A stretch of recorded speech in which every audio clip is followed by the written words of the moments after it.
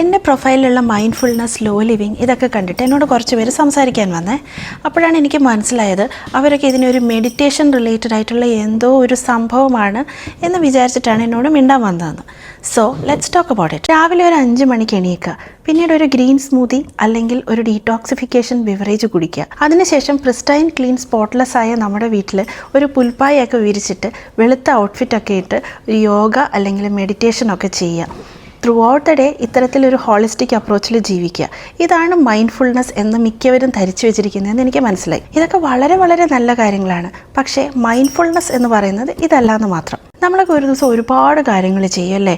പക്ഷേ എന്തൊക്കെ എപ്പോഴൊക്കെ എങ്ങനെയൊക്കെ ചെയ്തു എന്ന് ചിലപ്പോൾ ഓർമ്മയുണ്ടാവില്ല എന്ന് മാത്രം. പ്രത്യേകിച്ചും ചെറിയ ചെറിയ കാര്യങ്ങൾ. ഞാനും ഒരുപാട് മൾട്ടി ടാസ്ക് ചെയ്യുന്ന ഒരാളായിരുന്നു. ഒരുപാട് കാര്യങ്ങൾ അച്ചീവ് ചെയ്യും എന്നുള്ളൊരു ഫീലിംഗ് ആയിരുന്നു എനിക്ക് അന്നൊക്കെ. നമ്മുടെ ചുറ്റിനും പോകുന്ന എല്ലാ കാര്യങ്ങളും എൻ്റെ ഈ കൈ കൂടി പോയാൽ മാത്രമേ ശരിയാവൂ എന്നൊക്കെ വിചാരിച്ചിരുന്നു ഞാൻ. പതിയെ പതിയെ എനിക്ക് മനസ്സിലായി എൻ്റെ മെൻ്റൽ ക്വാളിറ്റിയാണ് അവിടെ ഡീഗ്രേഡ് ആയിക്കൊണ്ടിരിക്കുന്നത് എന്ന്. അപ്പോൾ അതെന്നെ വല്ലാണ്ട് അഫക്റ്റ് ചെയ്യാൻ തുടങ്ങും എന്ന് തോന്നിയപ്പോഴാണ് ഞാൻ പതിയെ മൈൻഡ്ഫുൾനെസ് എന്ന് പറയുന്ന ഒരു കൺസെപ്റ്റ് പ്രാക്ടീസ് ചെയ്യാൻ തുടങ്ങിയത്. സംഭവം വളരെ സിമ്പിളാണ്. നമ്മളിപ്പോൾ ഇരിക്കുന്ന ഈ മൊമെൻറ്റിൽ നമ്മൾ ജീവിക്കുക. നല്ലതോ മോശമോ വലുതോ ചെറുതോ കാര്യം എന്തോ ആയിക്കോട്ടെ, നമ്മളിപ്പോൾ എന്താണോ ചെയ്തുകൊണ്ടിരിക്കുന്നത് ഇതിൽ നമ്മൾ ഫുൾ നമ്മുടെ മനസ്സ് ഉറപ്പിച്ച് വളരെ ആസ്വദിച്ച് നമ്മളത് ചെയ്യും. അതിന് വേണ്ടത് 3 കാര്യങ്ങളാണ്. 1, റീപ്ലേ അടിച്ച് ഇന്നലെയോ മുൻപോ നടന്ന കാര്യങ്ങൾ ആലോചിച്ച് വ്യാകുലപ്പെടാതിരിക്കുക. അവിടെ ഇനി നമുക്ക് പോയിട്ടൊന്നും ചെയ്യാനില്ല, അത് കഴിഞ്ഞുപോയി. 2, ഫാസ്റ്റ് ഫോർവേഡ് അടിച്ച് നാളത്തെ കാര്യം ഇന്നേ എഴുതി വയ്ക്കാതിരിക്കാൻ നോക്കുക. കാരണം അത് നമ്മുടെ കയ്യിലല്ല. നമുക്കിപ്പോൾ എഴുതി വെച്ചതുപോലെ ഒന്നും നടക്കണം എന്നൊരു നിർബന്ധവും 3, 1x സ്പീഡിൽ ഇന്നത്തെ കാര്യം പ്ലേ ചെയ്യുക.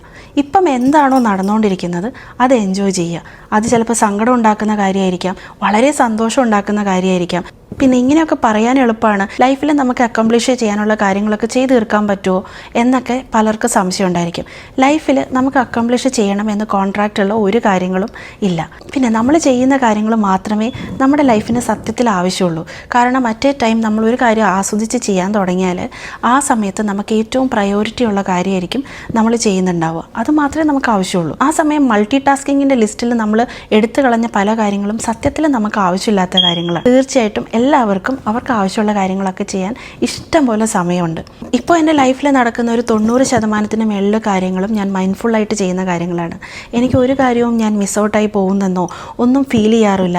നേരെ മറിച്ച് ഞാൻ ഇപ്പോൾ ചെയ്യുന്ന ഒരുപാട് കാര്യങ്ങളിൽ എനിക്ക് നല്ല ക്വാളിറ്റിയിൽ പ്രൊവൈഡ് ചെയ്യാൻ പറ്റുന്നുണ്ട് എന്ന് തോന്നുന്നുണ്ട്. നമ്മളതൊന്നും ഡോക്യുമെൻ്റ് ചെയ്യാതെ തന്നെ നമുക്കെല്ലാം എക്സ്പീരിയൻസ് ചെയ്യാൻ പറ്റിയാൽ ലൈഫിൽ ഒരു മൊമെൻറ്റ്സും നമുക്ക് മിസ്സാവില്ല.